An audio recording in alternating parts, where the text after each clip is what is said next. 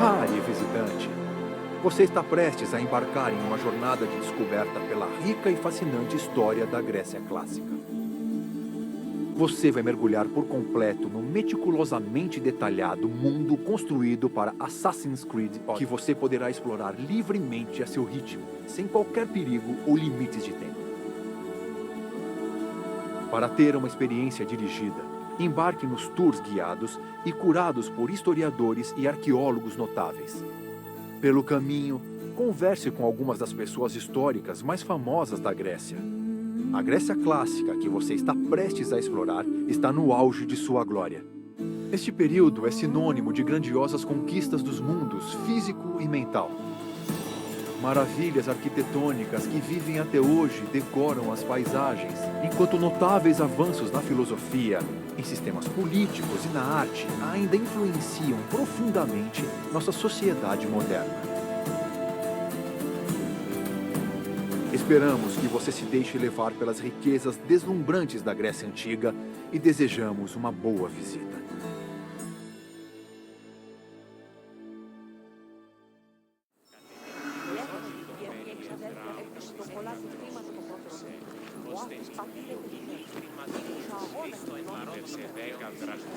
Saudações, viajante! Boas-vindas à Acrópole, a brilhante joia de Atenas. Meu nome é Aspásia. Ainda que eu não tenha nascido em Atenas, eu subi ao topo da cadeia social usando apenas minha astúcia e intelecto. Eu até conquistei o amor de Péricles, um dos homens mais poderosos da cidade. A mente é mesmo uma coisa linda. Acho que Acrópole é um dos lugares mais grandiosos da Grécia, se não o mais grandioso. Mas, considerando que foi um projeto do meu parceiro Péricles, talvez eu não seja imparcial.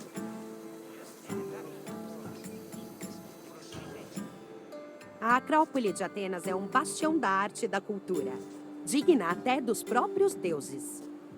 Dentro desta cidadela, você encontra muitos prédios sagrados e importantes, além de algumas das obras de arte mais magníficas da Grécia.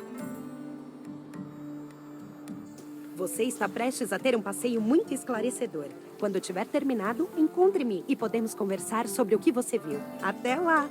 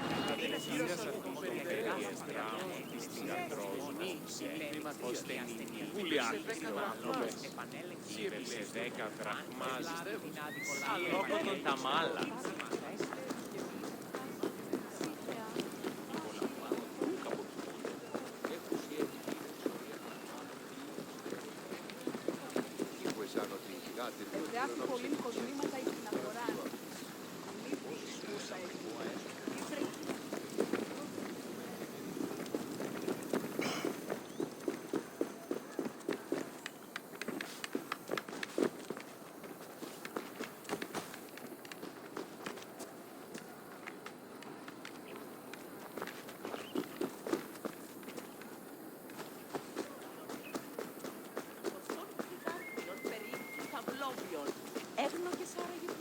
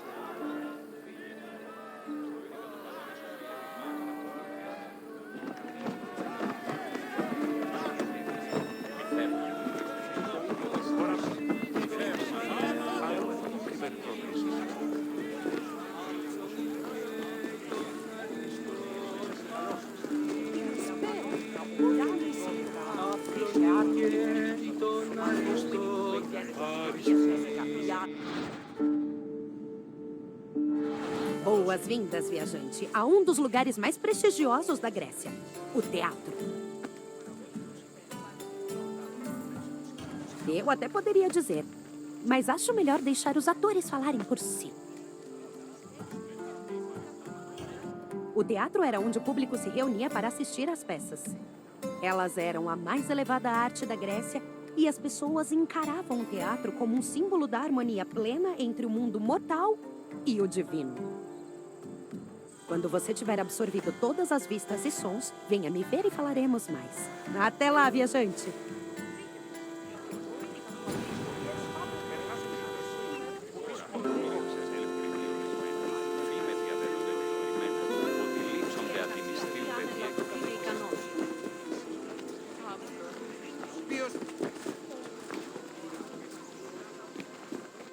O teatro não era só parte da cultura grega, mas sim uma parte importantíssima. Em Atenas, comédias e dramas nasceram das apresentações de dança e canto realizadas por membros do culto de Dioniso. Entre os anos de 536 e 533 a.C., a crescente importância do teatro ficou evidente quando a responsabilidade de organizar as tragédias foi atribuída ao arconte, o magistrado mais elevado da cidade.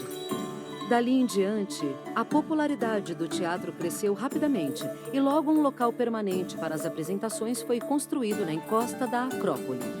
Durante o século V a.C., o teatro se aproximou da democracia de Atenas. Ele frequentemente acabava ecoando ideias políticas e, em alguns casos, podia até influenciar a opinião pública. Como resultado, no século IV a.C., Platão concebeu o termo teatrocracia para descrever a política da cidade.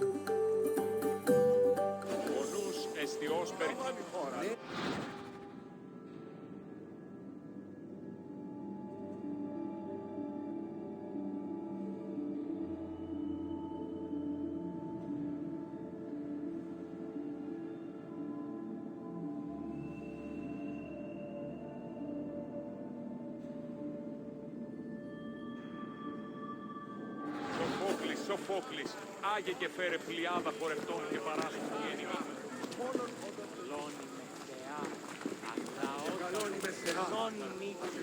Concursos teatrais eram realizados no santuário de Dioniso Eleutério, deus do vinho e padroeiro do teatro. Dioniso era filho de Zeus com uma mulher mortal chamada Semele. Dizem as histórias que Zeus, que havia se apaixonado por Semele, apareceu para ela segurando um raio em sua mão. Semele morreu tragicamente ao ser atingida pelo raio, mas Zeus conseguiu salvar seu filho nascituro, mantendo o feto em sua coxa até ele se desenvolver. É por isso que às vezes se diz que o nome Dioniso significa nascido duas vezes. Em Atenas, o teatro era parte do culto de Dioniso e produções teatrais em honra do deus eram realizadas em festivais como a Lenéia e a Grande Dionísia.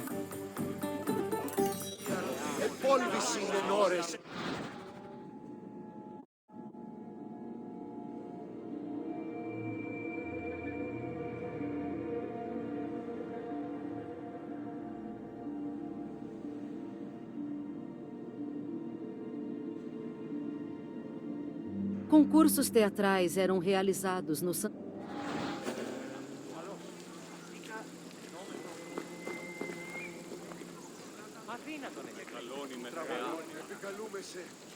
Μεγαλώνουμε και πολιώνουμε, Δονία και Θηροκτό. Πυρίπολε και τελετάρχα, Θεόν Πάτερ, δέκαιε, σκυφτούς και κούρε θυμάτων, βοτριόκος με οδηγέ των κομμών, έλθε μακαρμίς.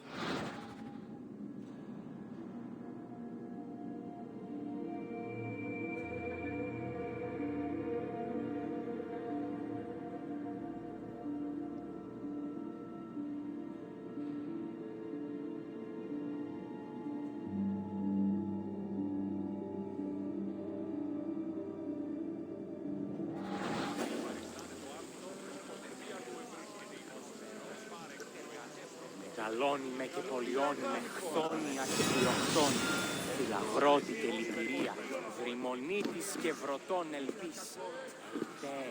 κατέχεις ωραίων δρυμούς, ελθέθεα σώτηρα, άγουσα καλούς καρπούς και γέης ειρήνην τε αρετήν, καλυπλόκαμον. Πολυνήσου βασίλεια, ο ευλόγορφε και αγιοτάτια. Em Atenas, havia 3 festivais em honra de Dioniso com apresentações teatrais. As Dionísias rústicas, a Lenéia e a Grande Dionísia. Na Dionísia rústica, cada demo de Ática organizava sua própria procissão dionisíaca. Os desfiles eram repletos de canções fálicas, danças e símbolos que aludiam à fertilidade, e participantes usavam máscaras de bêbado enquanto cantavam letras obscenas. A Lenéia era o mais antigo festival dionisíaco. Ela era reservada aos cidadãos gregos e consistia principalmente de apresentações de comédias. Por fim, a Grande Dionísia era o festival mais importante. Com duração de dias, ela começava com um desfile chamado de faloforia, seguido de concursos de ditirambo e os consagrados concursos teatrais no fim.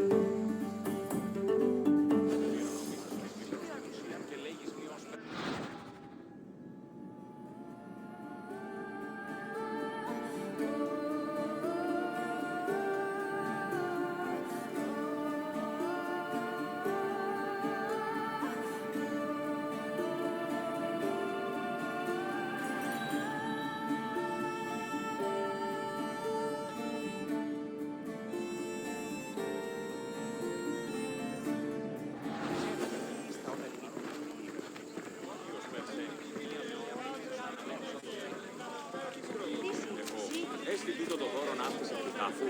Αυτή προσέχει. Και ο οίκος, τι έστειν η πίστης.Ήμεν το σου το προσδευτεί. Αληθές εστί. Κατανοώ ότι προσέχει. Ναι, όμως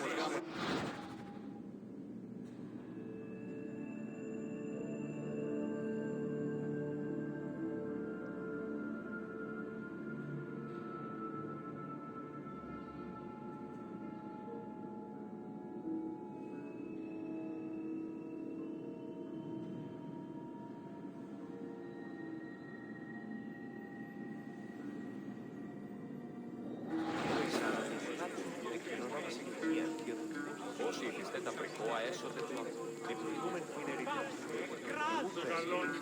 Καλώς. Τέρος διόρα πάντων ανώμεθα οδηγής. Περιαξή τεφιαλεύει. Όσοι ήθιστε τα πρικόα έσωτε του ανθρώπου. Διαλεύομεν αν θέλετε. Περιπάτη.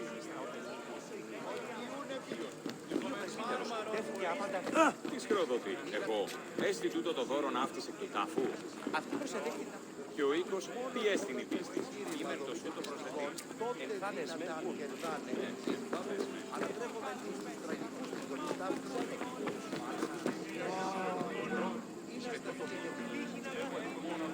Η τραγωδία.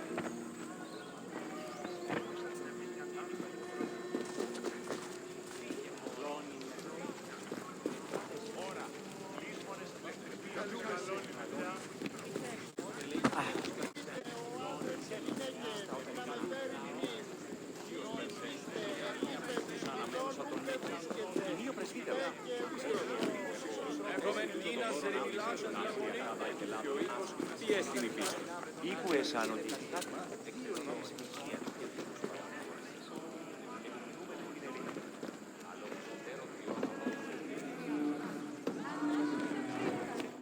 A Grande Dionísia era supervisionada pelo magistrado superior, o Arconte, e era auxiliado por outros 12 magistrados.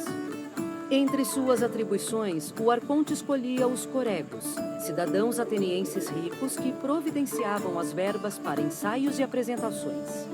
2 dias antes da Dionísia, ocorria uma cerimônia chamada de Proagon, em que dramaturgos expunham suas obras. A Dionísia, enfim, começava com uma intensa procissão até o templo do deus, seguida de sacrifícios e de um simpósio. O foco dos 2 próximos dias eram os concursos de ditirambo, e os últimos 4 dias se dedicavam a concursos de teatro. Os resultados dos concursos eram decididos por 10 juízes nomeados aleatoriamente pelo Arconte. Os juízes depositavam seus votos em uma urna e 5 dos votos eram sorteados para determinar o vencedor.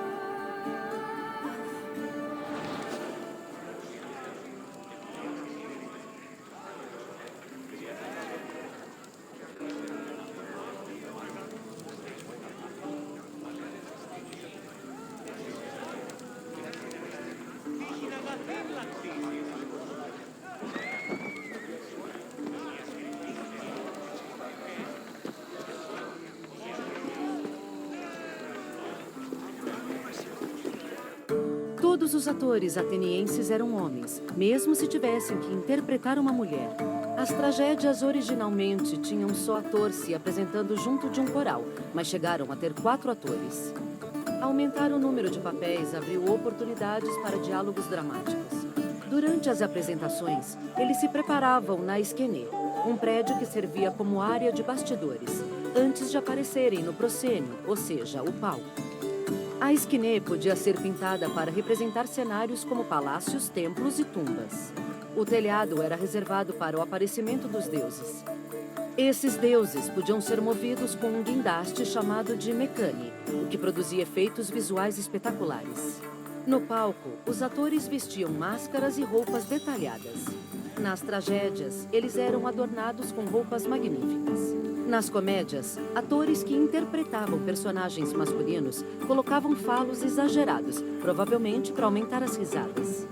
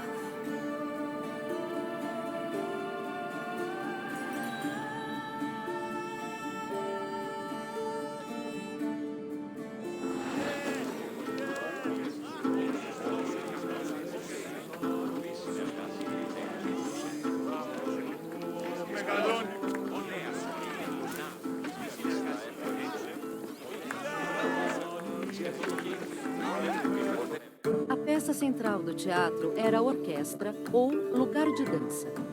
Era uma grande área circular que abrigava apresentações de corais, ritos religiosos e, presume-se, interpretações.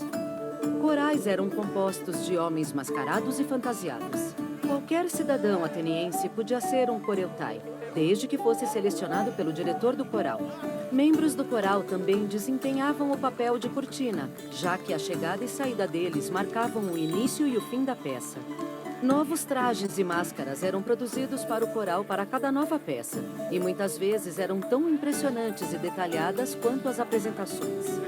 Por exemplo, as comédias de Aristófanes tinham corais fantasiados de vespas, sapos, pássaros, nuvens e ilhas. A peça Os Cavaleiros colocava até homens montados em outros fantasiados de cavalos.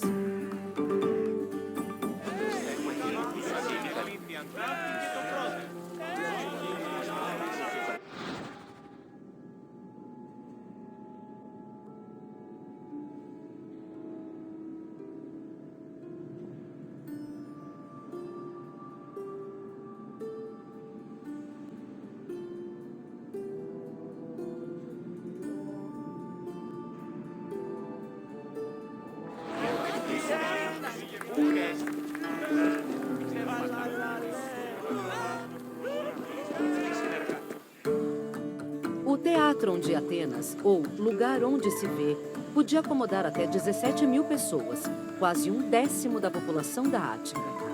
Sua acústica excelente o tornava ideal para peças, mas às vezes era também usado para congressos políticos e desfiles. O teatro era acessível a todos, mas isso não quer dizer que a entrada era gratuita. Sacerdotes e funcionários públicos sentavam nas primeiras fileiras, enquanto a parte central do auditório era reservada para embaixadores e convidados de honra. Ainda há evidências de que homens e mulheres sentavam separados. Em geral, o público do teatro era barulhento e agitado. Durante as apresentações, eles gritavam, ofendiam e jogavam coisas conforme o que sentiam, e essas reações faziam parte da experiência tanto quanto a atuação.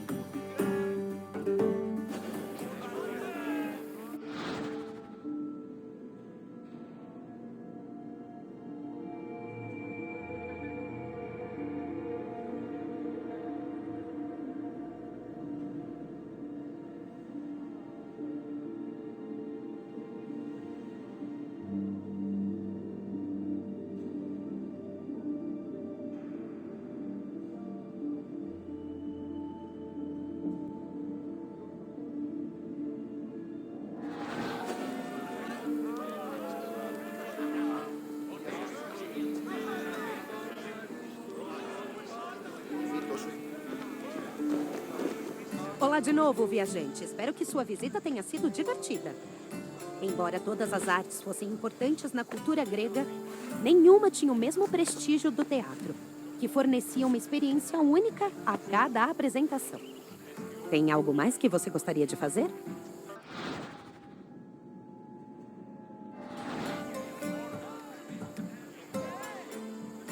Então deixarei você a sós. Até mais, viajante!